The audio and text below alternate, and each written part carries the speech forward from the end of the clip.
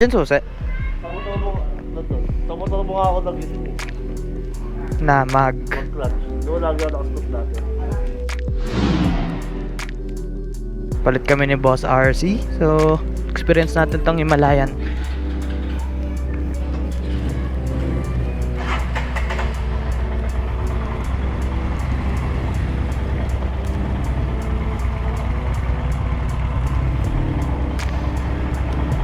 Gaan siya, guys. First impression, magaan.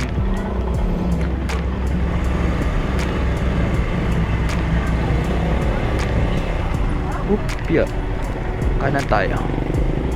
Ibas.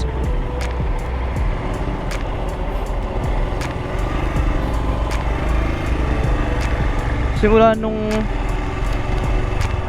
napa-join ako sa Retro Boys Laguna, dumalas-dalas yung paggamit ko ng big bike, no, dahil sa kanila. Thankful talaga ako sa grupong to. Wait lang, yung salamin ko medyo nahirap. Ayan, okay na. Wow, sobrang smooth. Grabe. Apaka-smooth naman gamitin ng motor na to. Riding position, upright na upright. Sobrang relax. Ayan. Pero yung upuan niya hindi ganun kataas, kaya medyo flat-footed pa din ako. Ang height ko 5'6", 5'7", nasa ganun. Astig. Bagay na bagay sa akin tong motor na to. Mabait siya. Mabait yung engine niya. Hindi galit. Gaan. Gaan yung maneuver. Ayan o. Oh. Stig. Sarap gamitin. Gusto ko ng ganito. Woohoo!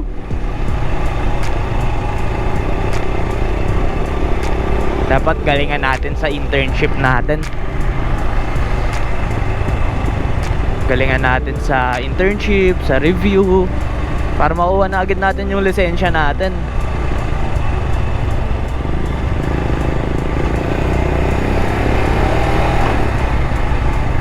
Astig. Kasi medyo mahina yung preno sa likod ah. Yun lang yung napansin ko. May bike sa kanan ko. Ba't kasi nandyan ka, kuya? Siyempre, suspension wise, maganda. Para lang ako nakahawak ng 200cc.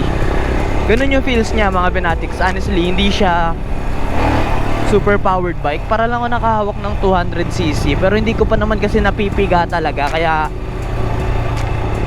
hindi ko pa rin masabit. Pero yung torque, yun nga, sabi ko nga, eto, primera niya. Yun, parang 200cc lang talaga. Bait, ang bait ng makina. Wow. Yung init sa paa, naka-short ako ngayon.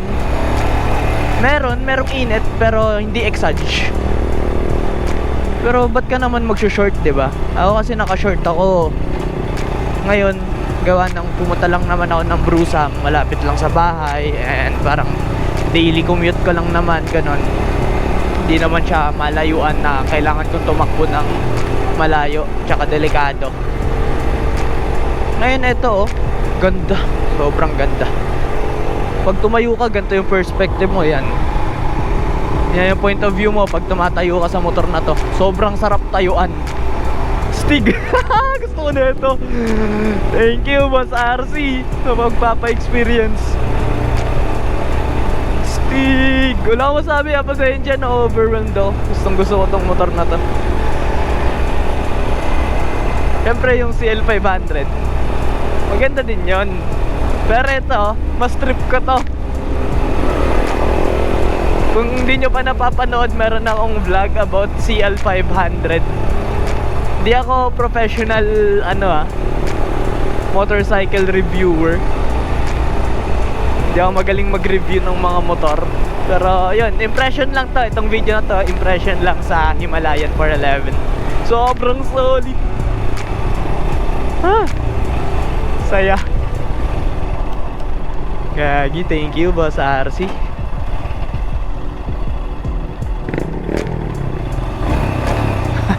Pipe na lang kulang dito.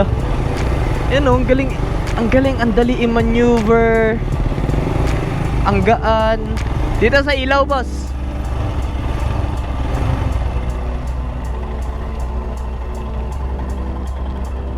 Wow. Stig.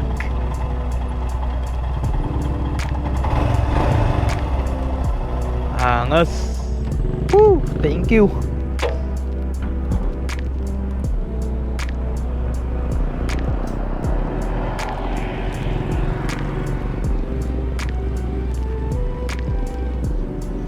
Ang gaan, no? Parang naka 200cc ka lang. Tsaka mabait yung makina niya. Hindi siya yung nambibigla.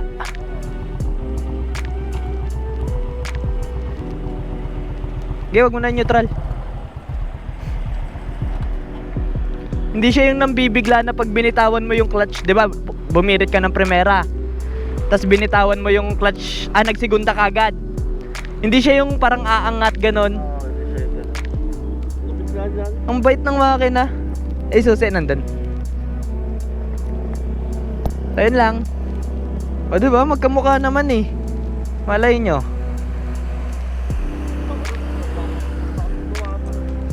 Nung Pang klase rin lumatak. motor ko. Lakas naman sa gas. Kaya kapisado ko. Pero mas sa'yo, mas perfect yung torch niya. Mas gusto ko yun. Yan nga, gusto ko nga kasi yung ganyan. Yung parang pag pinitik ko, kagat-agad. Ito kasi babaw eh. Malalim.